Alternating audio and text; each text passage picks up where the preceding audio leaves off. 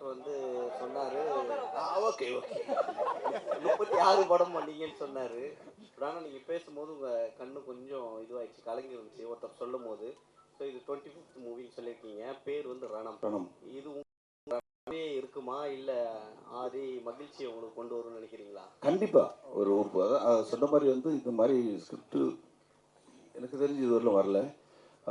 ரொம்ப சினிமாவிலையா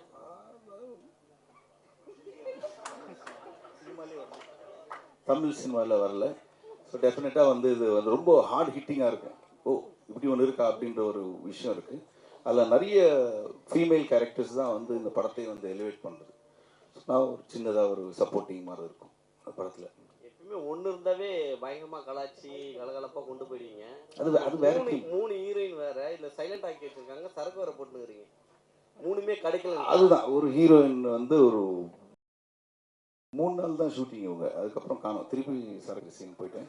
இவங்க வந்து போலீஸு, அவங்க வந்து ஒரு மதர் கேரக்டர். அந்த மாதிரி ஹீரோ ஹீரோயின் அந்த டியூட் அந்த மாதிரிலாம் இல்லாமல் ஒரு ஒரு டோட்டலாக ஒரு டிஃப்ரெண்ட் ஜானர் இருக்கும் படம்.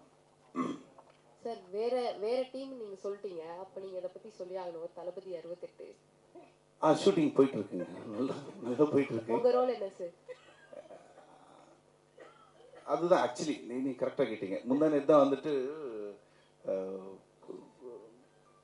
ஏதோ ஒரு சீக்வன்ஸ் ஒன்று எடுத்துகிட்டு இருந்தாங்க. எடுத்துகிட்டு இருக்கும்போது விஜய் சார் கேட்டார், ஸோ வந்து இப்போ வைபவ் இவனை எனக்கு தெரியும் இல்லை ஆல்ரெடி. ஆமாம்மா நீங்கள் அந்த சீனில் வந்து பார்த்ததுக்கப்புறம் இவனை நீங்கள் பார்த்தது உங்களுக்கு ஒரு மாதிரி தெரியும் அப்படின்ட்டு அப்படியே பிளாங்காக நின்று இருந்தேன் நான். பிரபு வந்துட்டு பயங்கரமாக சொல்லிட்டு இருந்தார் இந்த மாதிரி. ஆமாண்ணே அது இங்கே வந்து இதுக்கப்புறம் அது போய் இதுக்கப்புறம் அப்போ நீங்கள் கரெக்டாக இவனை இங்கே பார்க்குறீங்கன்ற மாதிரி ஏதோ சொன்னார். அப்படியே பிளாங்காக இருந்தேன். விஜய் சார் வந்து என்னடா பார்க்குறேன்னாரு. இல்லை உங்களுக்கு கதை தெரியும், நீங்கள் என்ன டவுட் கேட்கலாம், எனக்கு ஒன்றுமே தெரியாது, என்ன கேட்குறது. இவ்வளோ நாள் ஷூட்டிங் பண்ணி கதை இல்லைன்னா எப்படிடா நான் பிரபுடே நீ வாங்கிடுறா, நீ என்ன சும்மா டேட் பண்ணுறேன்ட்டு. ஸோ அந்தளவுக்கு தான் எனக்கு கதை தெரியும். பட்டு ஒன்று தெரியும், பயங்கரமாக வருது. இல்லை அதில் ஒரு டவுட் இருக்கு. அதுலேயுமே தளபதி சாரோட உங்களுக்கு அதிகமான ஹீரோயின்ஸ் பேர் இருக்கா? இல்லை. அதே மாதிரி ரஜினி சார் படத்துலையும் நடிக்கிறதா சொன்னாங்க. எந்த படம்? கேள்விப்பட்டேன் சார். நீ சொன்னது உண்மையாக இருக்கும் தெரியல, அந்த மாதிரி எதுவும் இல்லை. சரி நெக்ஸ்ட் யாராச்சும் 2 கொஸ்டின் மட்டும் கேளுங்களா, டைம் இல்லை.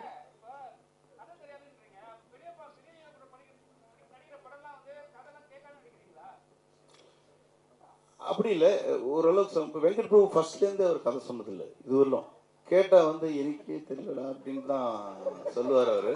அதே மாதிரி வந்து இப்போ வந்து பெரிய படம் பண்ணுறதுனால வந்துட்டு ஓ உனக்கு கதையெல்லாம் தெரியணுமா அப்படின்னு சொல்லி தான் கேட்குறாரு. ஃபர்ஸ்ட்லேருந்து சரோஜாலேருந்து வந்து இது வரலாம் கதை சொன்னதில்லை. சரோஜாவில் நடிக்கும் போதெல்லாம் வந்து ஓடிக்கிட்டே இருப்போம் நைட். ஆனால் திருப்பி வந்து ஈவினிங் ஷூட்டிங் போகும்போது சரண் அதெல்லாம் கேட்கும்போது இன்னைக்கு என்ன இருக்கும், அதே தான்டா ஓட்டு மேலே ஓடி அங்கேருந்து இங்கே நாங்கள் ஓடிக்கிட்டே இருப்போம். காலையில் விட்டுருவாங்க, போயிட்டு திருப்பி நாளைக்கு வந்து ஓடலாம் அப்படின்னு இருக்கும். ஸோ படம் பார்த்தா தான் தெரியும் ஜென்ரலாக வெங்கட் பிரபு படம் எல்லாம். வைபவ் உங்க வீட்டில் அவங்க அண்ணன் பெரிய ஒரு மாஸ் வில்லனா இருக்காரு. இந்த வண்டி வரும்போது பிக்கப் உங்களுக்கு வண்டி பிக்கப் பண்ண வருமா இல்லை அவருக்கு? அது ஆச்சு, ரீசெண்டாக ஆச்சு. கொஞ்ச நாள் நடுவில் அப்படி வந்து சும்மா வீட்டில் உட்காந்து டிவி பார்க்கும்போது வந்து கார் வந்திருக்குன்னாங்க.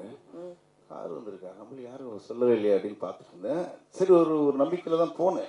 யாரோ ஒருத்தர் அடித்தார் கதை சொல்லணுன்ட்டு, அவரு வந்திருப்பார் போல இருக்கு அப்படின்னு கீழே போனேன். பார்த்தா இவன் மேக்கப் கிட்லாம் எடுத்துக்கிட்டு ஷூட்டிங் போயிட்டு இருந்தான்.